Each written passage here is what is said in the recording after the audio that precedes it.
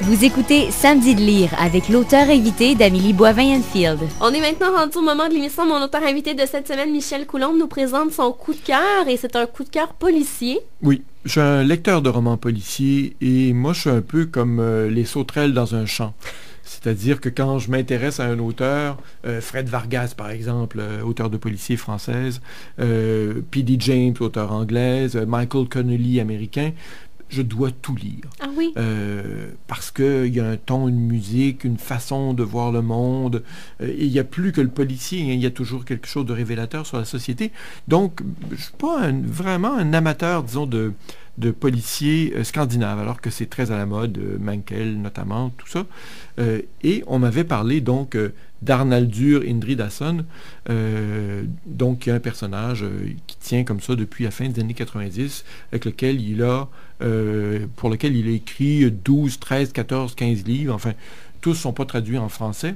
Et je me suis intéressé à lui, à celui-là, précisément d'abord, parce qu'il est en livre de poche, ça me plaisait bien, là, j'étais en voyage, La muraille de lave, et puis un peu à ce que ça veut dire les noms. Alors je vous disais, Arnaldur, par exemple, ben, c'est comme ça qu'il faut l'interpeller, parce que son nom de famille, Indridason, dit qu'il est le fils de, probablement Indrida, je ne sais pas, mais ça veut dire que ça, c'est le nom de son père.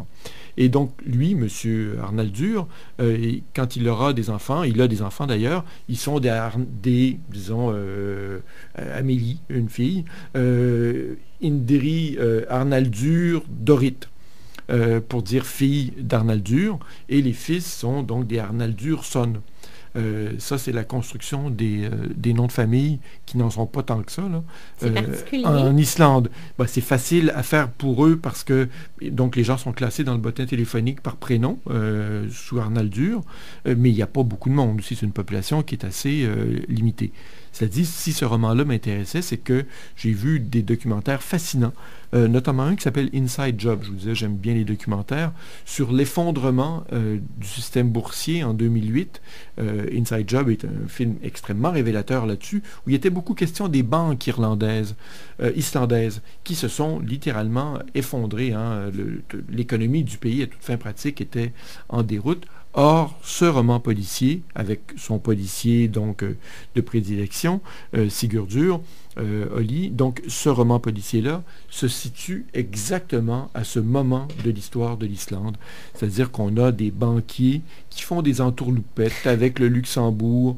Demandez-moi pas, parce que c'est expliqué dans le détail, de vous redire tout ça, mais il y a des taux d'intérêt qui diffèrent entre l'Islande et d'autres pays, qui fait que si on y met de l'argent, qui n'est pas vraiment de l'argent d'ailleurs, qui est un prêt sur de l'argent qu'on a placé ailleurs, dans un pays protégé par donc les paradis fiscaux et tout, on peut faire de l'argent rapidement. Donc il y a du blanchiment d'argent qui se fait de cette façon-là, mais c'est un système qui est extrêmement volatile et très fragile, et c'est effectivement ce qui s'est passé. Hein. Donc, en 2008, il y a eu un effondrement.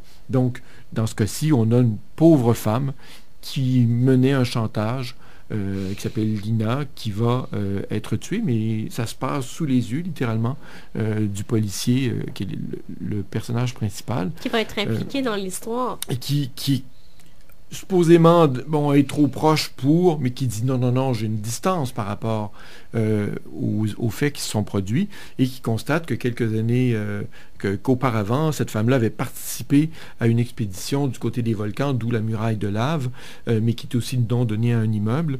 Donc, il y a quelqu'un qui est mort, tombé d'une falaise. Alors, est-ce que les deux faits sont liés? Puisqu'il est question de ces banquiers, cette femme-là a fait une remarque sur un gros coup que préparaient ces gens-là. Puis à côté de ça, des petites enquêtes ridicules, parce qu'un journal est volé une vieille femme. Vous voyez le genre? Donc, il y a de tout là-dedans, mais c'est un vrai portrait de société. Et c'est pas si facile pour les Islandais de faire des romans policiers. Et s'il y a une faible tradition encore, et Arnaldur est le plus connu, 7 millions de livres vendus dans le monde. Faut le faire, oui. C'est considérable en, disons, une quinzaine d'années, des traductions, je crois, dans 26 pays. C'est qu'il y a peu de criminalité dans ce pays-là. Bon, d'une part, c'est une île, alors c'est plus difficile de se sauver. D'autre part, effectivement, ils ne sont pas très nombreux, de sorte que le roman policier a mis plus de temps à s'implanter là qu'ailleurs en milieu scandinave. Et puis, on a donc un personnage principal qui est très américanophile. il ne s'intéresse pas à l'Islande. La littérature islandaise, merci beaucoup, la télévision, tout. Il s'intéresse au baseball américain, au football américain, aux émissions américaines. Il est branché sur les États-Unis. Il a des valeurs plutôt de droite parce que le participant à un journal étudiant, il allait plutôt dans ces eaux-là. N'empêche, il a aussi un certain code d'éthique, donc quand il se retrouve face à ces gens-là, et c'est ce qui s'est produit en Islande, hein, des gens qui sont des petits banquiers de rien du tout, on s'entend, c'est comme, je sais pas moi, la banque de Trois-Rivières ou de Longueuil, là, puisque c'est ça, le Reykjavik, hein, c'est pas une grosse ville non plus, mais qui ont des palaces incroyables, qui font venir un orchestre de chambre pour une fête de famille, et qui sont dans ce délire financier, ben effectivement, il doit y avoir quelque chose, quelque part, qui est un peu croche. Et c'est à cet effondrement-là qu'il assiste, donc qui se sert de l'histoire de son pays. Visiblement, c'est ce qu'il fait régulièrement. Il vient de sortir un tout dernier roman de lui, donc ils mettent toujours 1 an ou 2 de traduit de l'islandais. Remarquez que c'est peut-être un peu long de traduire de l'islandais, là. Mais il vient d'en sortir un, donc, du même auteur, et il s'intéresse en fait à celle qui a formé son personnage. Donc, il aime déjouer la curiosité de ses lecteurs en disant, vous attendez la nouvelle enquête de Sigurdur, et puis non, probablement que son Sigurdur, si j'ai bien compris, surgit un peu à la fin, apparaît, mais on voit la personne qui, effectivement, avant lui, parce que la mémoire, la perte sont des questions qui l'intéressent depuis toujours. On voit la personne qui l'a entraîné. Comme dans un autre des livres, semble-t-il, il est en vacances une grande partie du livre, donc il n'est pas là. Alors il sait que nous, on veut du Sigurdur, comme moi je lis du Michael Connelly, on veut du Harry Bosch. Alors il joue un peu avec nos nerfs, puis il dit, vous en voulez? Je vais vous en donner, mais pas trop. Alors il y a cette espèce de valse avec les lecteurs. Bon, je pense que je suis accro. Vous avez aimé ça? Oui, j'ai beaucoup, beaucoup aimé. Mais comme on se disait en dehors des ondes, moi, c'est le nom justement des personnages qui sont des mots qu'on n'est pas habitué de voir ou de lire.